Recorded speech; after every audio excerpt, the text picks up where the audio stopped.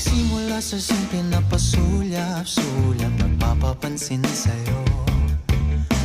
Umabot sa palitan ng mga mensahe, kilig na kilig ako. Kumusta, kain na, hello, magandang umaga. Ingat ka, pahinga, huwag kang masyadong magpupuyat pa. Naramdaman ng puso na dahan-dahan na pong nahuhulog sa'yo.